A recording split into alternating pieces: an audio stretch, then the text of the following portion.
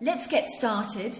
I've got an amazing story tonight that you're really going to love, and it comes from a lovely little town in Vermont from a lady called Sandy, who really did believe that her uncle was a victim of a Bigfoot killing. She believes he had his head snapped by a Bigfoot. So let's get started. I think you're going to enjoy the story.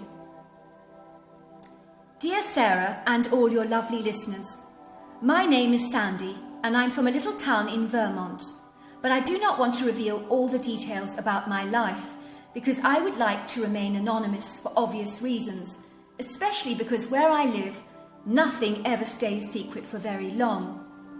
Believe me, I know this from bitter experience, and there is nothing worse than gossiping townsfolk. I'm not keen on the idea of being a subject of their tall tales. Do not get me wrong, I love the townsfolk here, but idle gossip, well, it's a way of life here, and I just don't want to be a part of it. For all the doubters out there, it's highly likely that you're going to be cynical about my story, and I can't say that I blame you really. In your shoes, I'd probably feel the same, because my story does sound implausible. Especially my visit to the psychic and my encounter of the hairy man.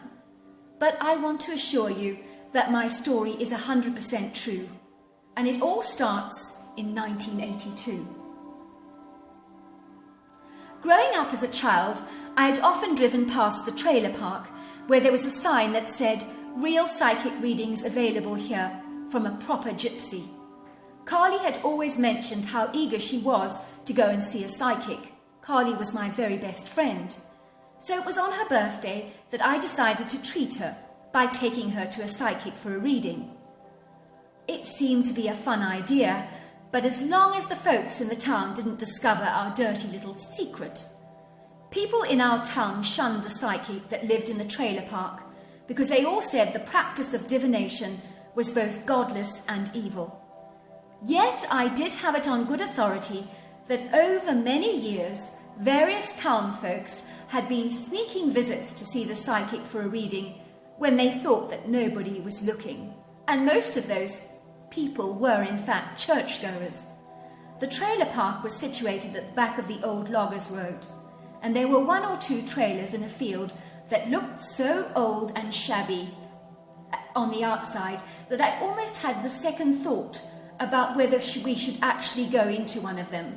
They really did look in desperate need of TLC and were in a state of disrepair. "Did anyone see us, Carly?" I asked, as we curiously sneaked up to the trailer. The last thing we needed was to be the centre of gossip in our town. "No, I think the coast is clear," whispered Carly. "I doubt anyone's seen us." I could see that Carly was looking so excited about the prospect of having her fortune told. As we approached the trailer door, we saw a dirty net curtain twitching, as if someone was having a good long look at us. An elderly lady ushered us in and invited us to sit on this threadbare red couch that looked like it had seen better days. The trailer smelt damp and musty, and we looked around the place curiously, noticing that everything was old, bedraggled, threadbare and shabby, as if the fortune teller herself was very down on her luck. The elderly lady pulled up a chair towards us. She really looked like a real gypsy because her grey curly hair was covered in purple beads, and she wore long dangling golden earrings and hundreds of bracelets on her aging hands that jangled every time she moved them.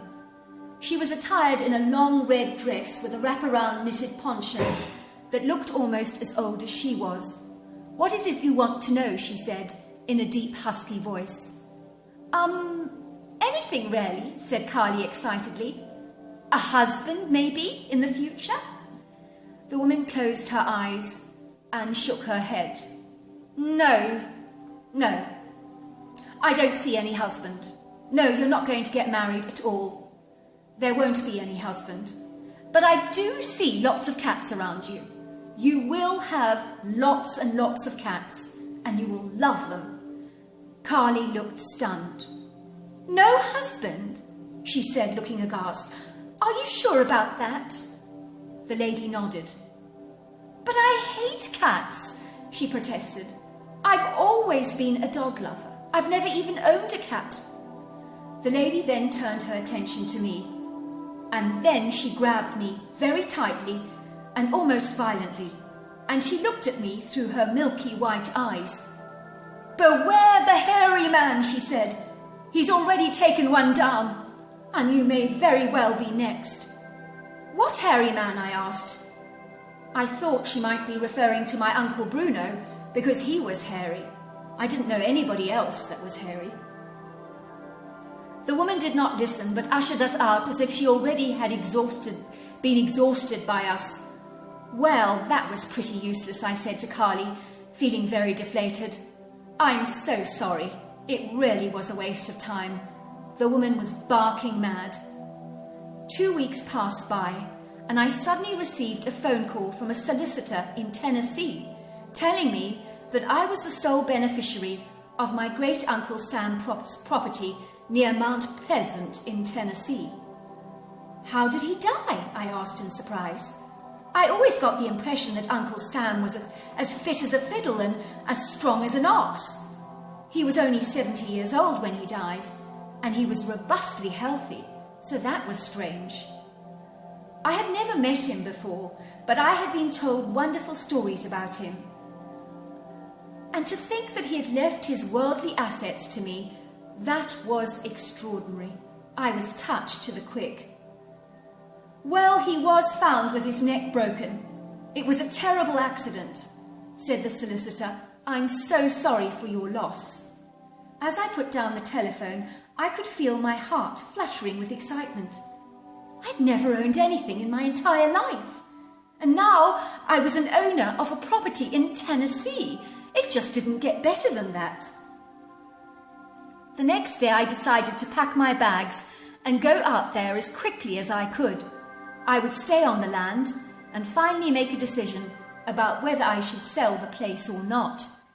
When the taxi drove up the long dirt driveway to my uncle's log cabin, I was amazed how remote the place was and how vast the land.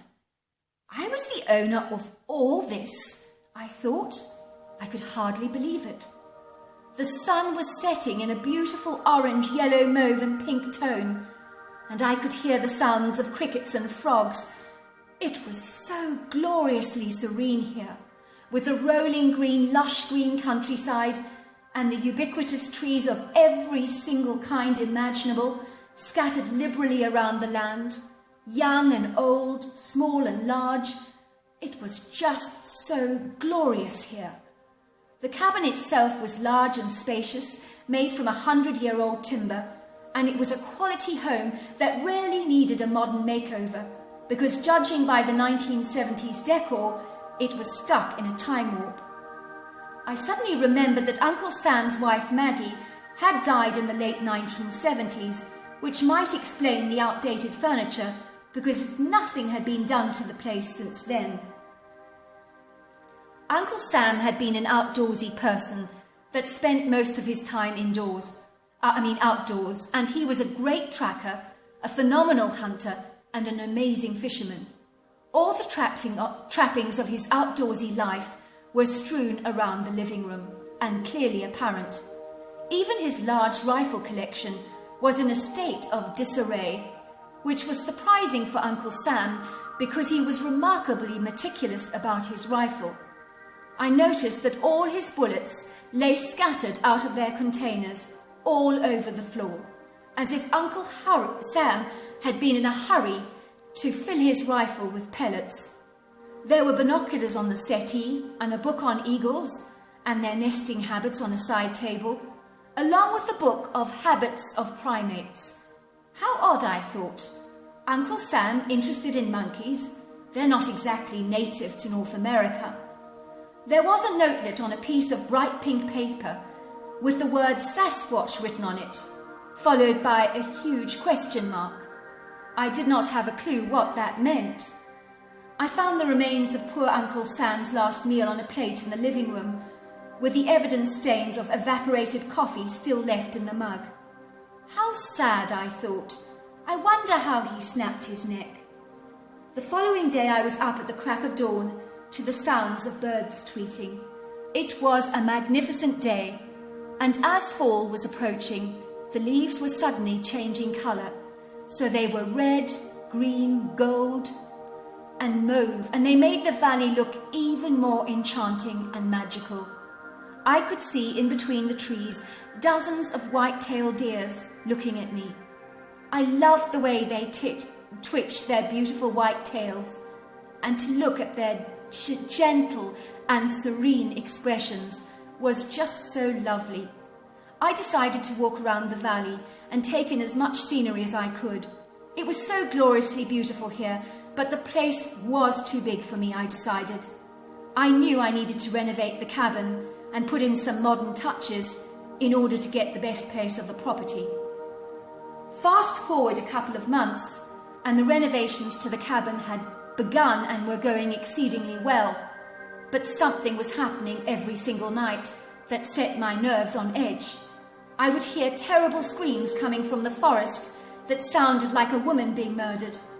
I would also hear whooping sounds that I could not identify, and owl hoots, and so many of those owl hoots that you could be forgiven for believing there was an owl parked on every single tree. Something wasn't right, and I could feel it in my gut.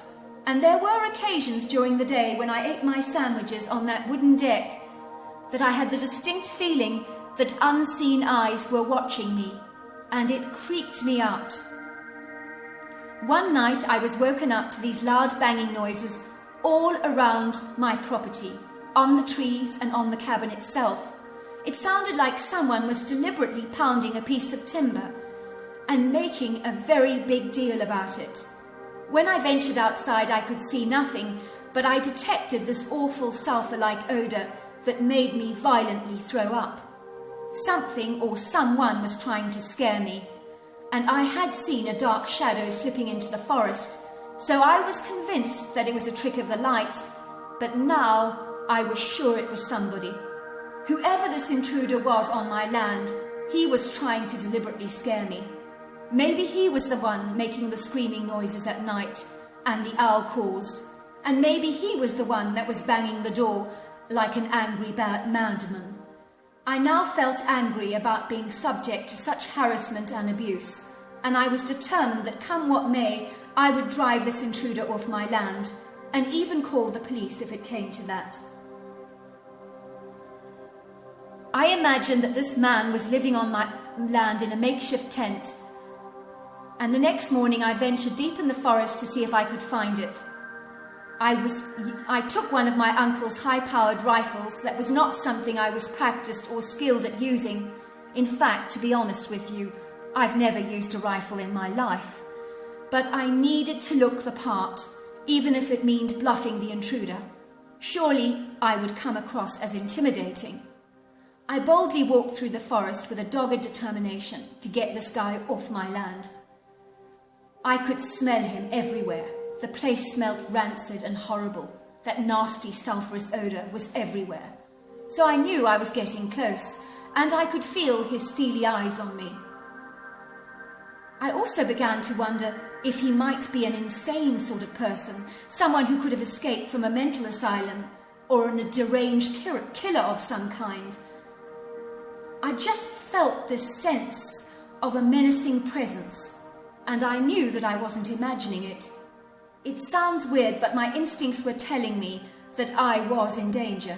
So that was when I decided to call the police. "Yes, sir," I said. "Yes, that's the address. No, I've not seen him, but he is here, and I think he's highly dangerous. Yes, I'm in the forest on the left-hand side of the valley. Get here as soon as you can." Suddenly I saw a movement, and I raised my rifle as quickly as I could. "Come out," I shouted. "The game's up. You're trespassing on private land, and the police are on their way." Suddenly I heard the thunderous sound of a heavy rustle, and I could hear twigs being snapped and golden oak leaves being crunched under feet. This man, whoever he was a hefty weight, and he sounded like a rhino in a thicket. Then I saw him, but this was no man. Standing before me was a fearsome bipedal humanoid predator-like being, more terrifying and intimidating than any monster movie I have ever seen in my life. No, surely this was my wild imagination. This ghastly creature could not be real. I pinched myself to make sure I was not dreaming, and I was horrified to realize that this creature of 8 foot tall, 600 pounds, red-brown hair, was as real as you and I. The creature had a bullet-shaped head, a long, weathered, humanistic, primate-like face, but it was the look in those hostile brown eyes that had my heart racing at 100 miles an hour. I could sense that this thing despised the very sight of me, and I'm certain, in fact, I'm not certain, I know he wanted me dead. Every sense in my body heightened me to this revelation. I had no experience in using a rifle, but I trembled so much with fear, I just knew that I would probably be better off if I didn't use it at all. Why was I not running away? I did not know the answer to that question. I could feel that I had soaked my pants, I'm embarrassed to admit. But I seemed absolutely unable to move a muscle. I just stood there in stunned stupor, staring in horror at this creature, as if I was waiting for my inevitable demise that was so clearly on the cards. There was no doubt about that in my mind. What was I waiting for, I wondered? The creature roared at me like a great big lion, but the sound was so much more terrifying that it made me disorientated and dizzy. The sound went through my body, causing it to vibrate, and my head began to throb violently. The creature seemed to be enjoying my terror, and he was toying with me as if he wanted to have fun with his dinner before finally consuming it. The creature lunged towards me in a mock charge.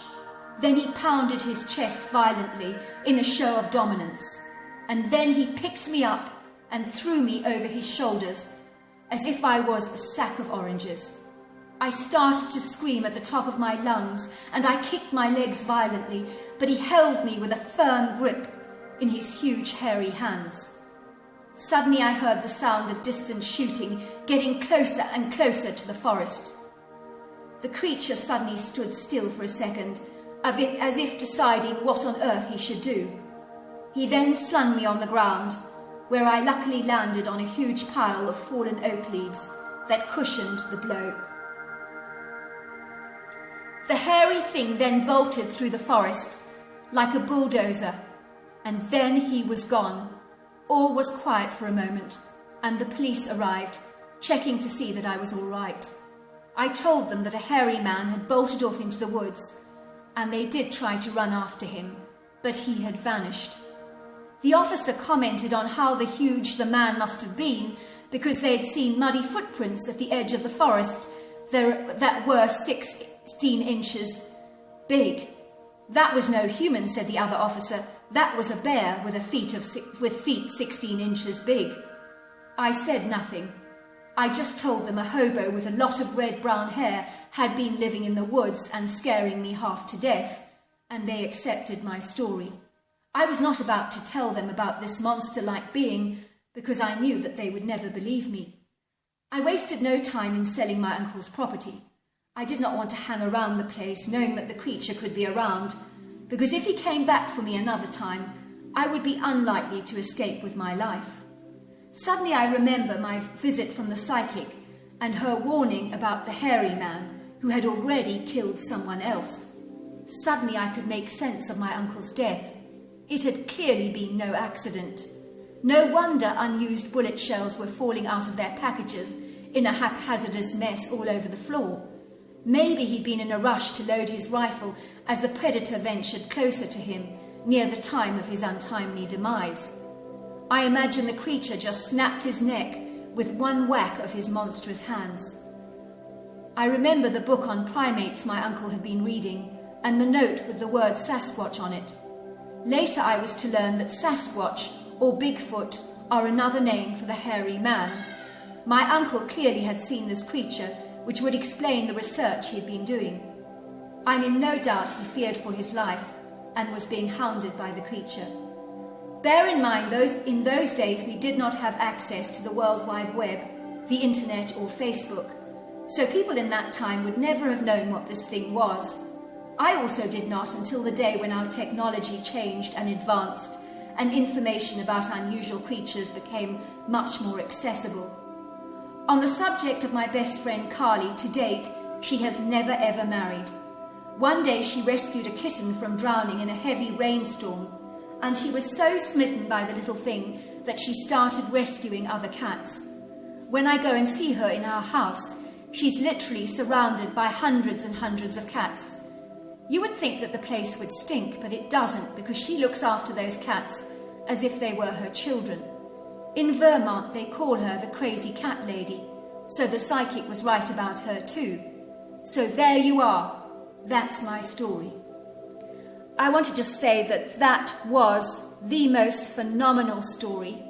I just love the fact that you encountered the hairy man, and what an extraordinary story that was, and I know that everybody loved it.